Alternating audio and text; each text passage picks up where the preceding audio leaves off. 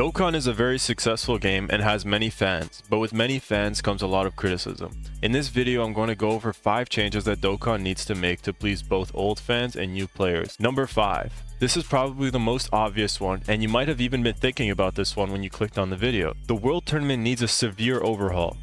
I grinded the living hell out of this last World Tournament, and I have got to say this is the most mind-numbingly boring experience ever.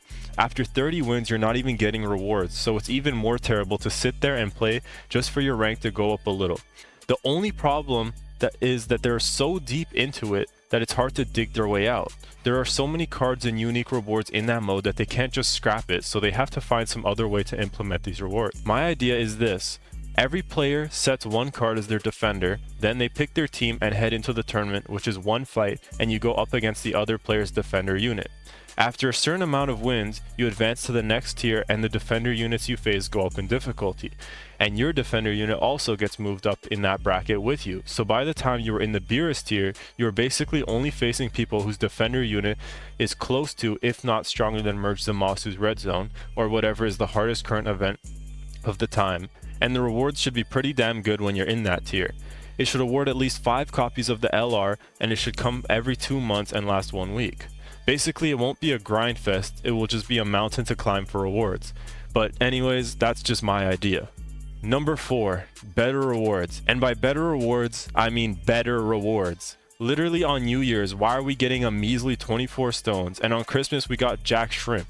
And I feel like Red Zones should be rewarding like 30 stones instead of 5 or 7 stones and tickets. Or at least make the tickets good, because like rarely do the ticket banners have anything worth using in the damn Red Zone you got them from. That's just one example though. I believe there's many other things that should be much more rewarding, such as the God of Destruction event, and even the Prime Battle LR should give you more stones for completion of the LR, and maybe some more Kais or aged meat or something useful in general. But number 4 is awards, because Dokkan has been way too cheap for way too long now. They're starting to look like Dragonball Legends out here for the free-to-play community. Number 3 is a steady flow of content that isn't just summoning on banners. I need more boss rushes, more red zones, more infinite Dragon Ball history, and quest stages need to be dropping every month, like 1 area per month, bro. There's no way it takes that long to build those stages that they release every blue moon. Also, I know we recently got domains and standby mechanics, but I would like to one day see a tag team unit that changes types with their active skill or standby or revive, because recently I've tried Dragon Ball Legends and that concept of tagging in a unit of a different type seems very interesting, and I think Dokkan could make some really cool cards like that could seriously change the meta of the game. Number 2, in my humble opinion, I feel like super attack level is the stupidest thing ever. Kais in general aren't a bad incentive to grind for, but the whole idea of SA level makes no sense to me. Nobody's running any card that doesn't have their SA level maxed, and this feature just makes it harder for new players to get into the game because they don't even understand why their cards suck, and it's hard for them to even acquire the Kais they need to level their cards up.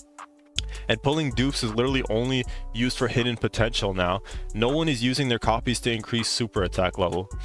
Therefore, I think SA level as a whole is stupid, and maybe Kais could be used for something else like changing dupe system paths, or they could be used as training partners that increase stats. But then again, this is a grindy game, so I guess leveling up stupid free-to-play cards to increase the super attack level of a card you actually care about is part of the fun.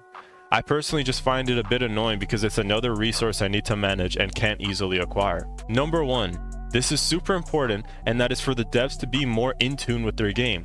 2023 for Dokkan was a very weird year, and they released many disappointing cards, or even cards that were homeless or basically teamless. And I think the devs realized that there was too much power creep and tried to dial cards down with weird restrictions and conditions. That, or they just have no idea what they're doing. Because for a game that's all about managing cohesion of cards and abilities, the devs did a poor job at releasing cards that could succeed on their own teams. Like for example, the Tournament of Power androids who randomly need a Goku in their passive, and Kale, who is an amazing card but Universe 6 is a terrible category and she has no one to run with. Anyways guys, that's about it for this video. I hope you all enjoyed, and if you made it this far, I hope I've convinced you to stick around and support the channel. Maybe drop a like or even subscribe if you want to. Thank you guys so much for watching, and hopefully I'll see you in my next video.